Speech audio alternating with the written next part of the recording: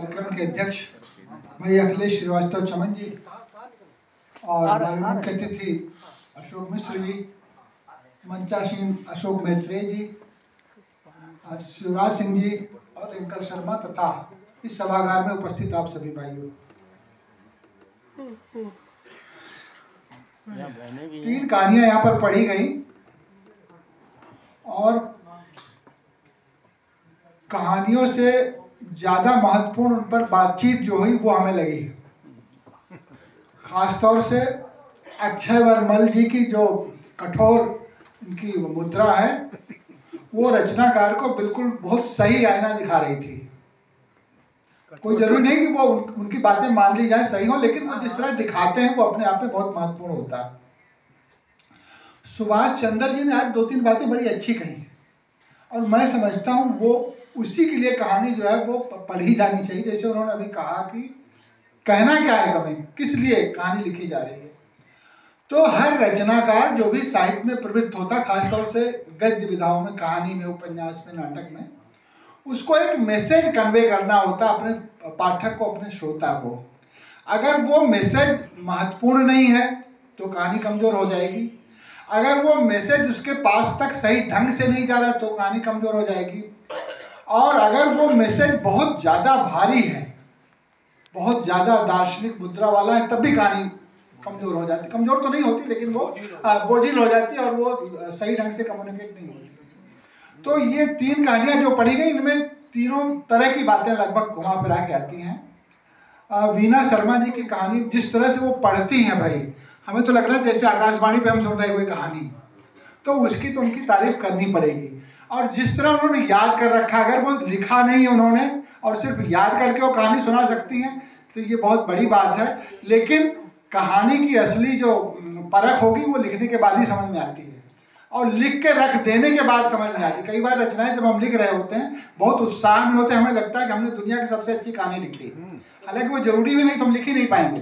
तो वो उत्साह तो ठीक है, लेकिन उसके बाद थोड़ा सा उसको रख के उसको बासी बना के उसको देखना चाहिए कि उसमें मतलब अभी भी उबाल आ रहा है कुछ कि नहीं आ रहा है। कई बार लगता है कि बाद में सब ठंडी पड़ गई बात। यही हाल हम लोग अपनी गजलों में देखते हैं, जिस समय शेर आता है ऐसे लगता है कि हमने तो तीर मार लिया, लेकिन कुछ दिन बाद लगता है अरे ये तो कुछ नहीं हुआ। देव जी की कहानी जो थी वो ठीक ठाक कहानी थी, उसमें कुछ चीजें मिसिंग थी। उसके बारे में सुभाष चंद्र बहुत अच्छे ढंग से उनको समझाया कि कहाँ पे क्या चीज जोड़ी जा सकती थी। खासतौर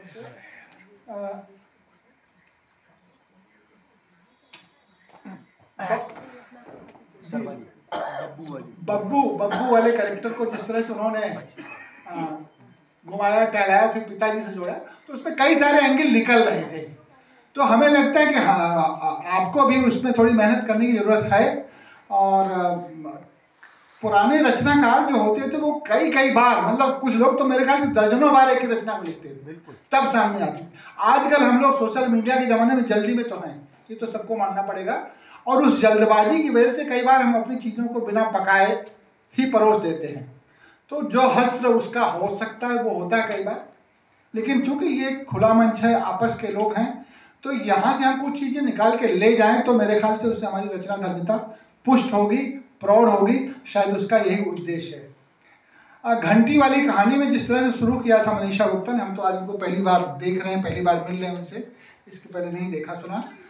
तो जिस तरह से शुरू किया उन्होंने वो बहुत अच्छा था, मतलब उसकी उठान बहुत अच्छी थी। लेकिन धीरे धीरे जो आप लोगों ने सबने बताया कि वो धारावाहिक वाले मोड में आ गई बिल्कुल, और उन्होंने वो बिल्कुल फिल्मी स्टाइल में, स्क्रिप्ट असल में वो थी, वो बाद में स्क्रिप्ट बन गई, कहानी नहीं बनी। तो आप उसका ध्यान रखेंगे ही। मैं पिछली बार भी हमने कहा था एक बार कि प्रेमचंद का एक लेख है साहित्य में, जीवन में साहित्य का स्थान, उसको जरूर पढ़िए आप लोग निकाल के कहीं से। उसमें उन्होंने कहा है कि मनुष्य जन्मजात देवता होता है, स्थितियां परिस्थितियां उसको राक्षस बना देती हैं।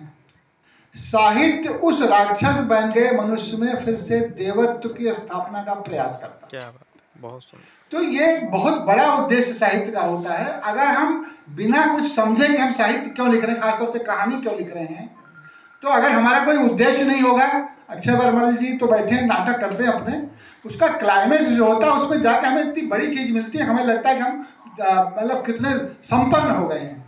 तो कहानी की एक बहुत महत्वपूर्ण बात है कि वो हमें अंदर से हमारे चेतना के स्तर पे हमें कितना संपन्न बनाती है, इस पे उसकी सारी ताकत निर्भर करती है।